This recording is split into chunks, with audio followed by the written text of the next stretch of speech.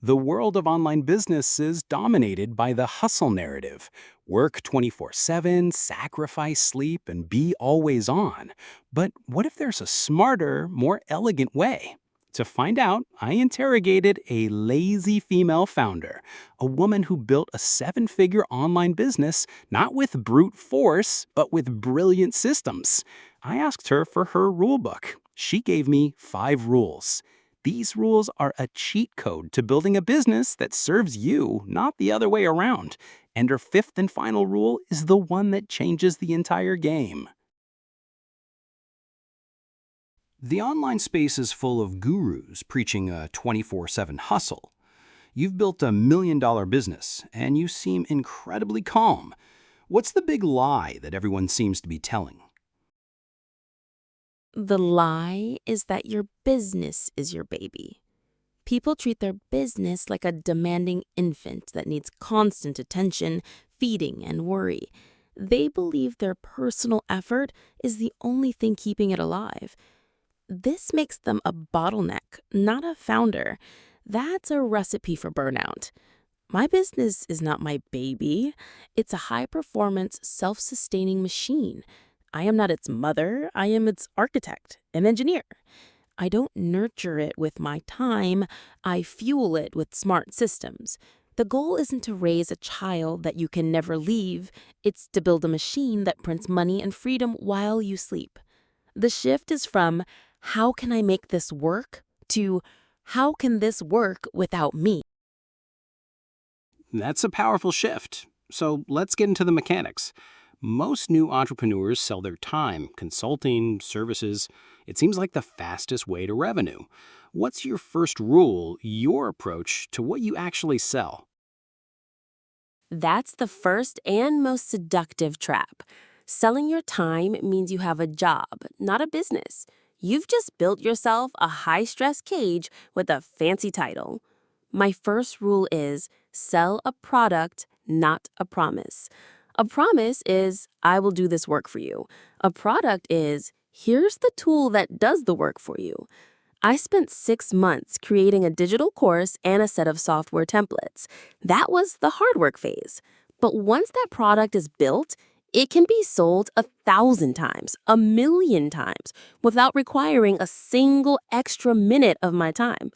It's the difference between being a chef who cooks every single meal to order and being the person who wrote the cookbook that sells globally, 24/7 in every country. One is a job with a hard ceiling on income and time. The other is a scalable asset with no ceiling.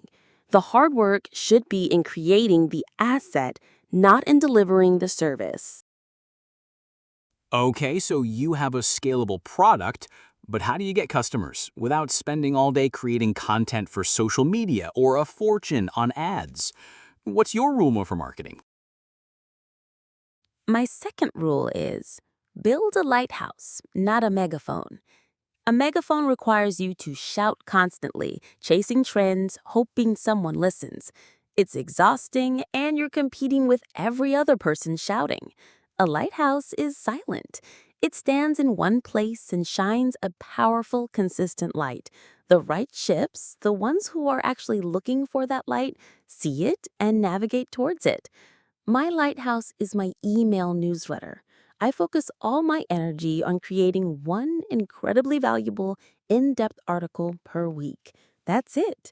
I don't dance on TikTok. I don't chase algorithms. I create one piece of high-quality content that attracts the right people who then willingly give me their email address to get more. My email list is my harbor. I don't shout at the entire ocean. I speak directly to the ships that chose to dock with me. It's a system of attraction, not pursuit. A product and a lighthouse. That simplifies things. But what about the day-to-day operations? The emails, the support, the admin tasks? How do you manage all that without a huge team and without drowning? This leads to my third and most crucial rule for freedom. Automate before you delegate. Before I even consider hiring a person, I ask, can a piece of software do this for less than $20 a month? Customer questions, an automated FAQ, and a well-trained chatbot handle 90% of them. Onboarding new clients, an automated email sequence does it perfectly every time. Scheduling, a simple booking tool. I treat automation software as my first line of employees. They are cheap, work 24/7, and never make mistakes. I only hire a human being for tasks that require genuine creativity, high-level strategy, or deep empathy, things a machine can't do. Most entrepreneurs hire people to do the work of cheap software, which is like hiring a person to be a calculator. I hire software to free up my human team and myself for genius work only. That's a powerful framework.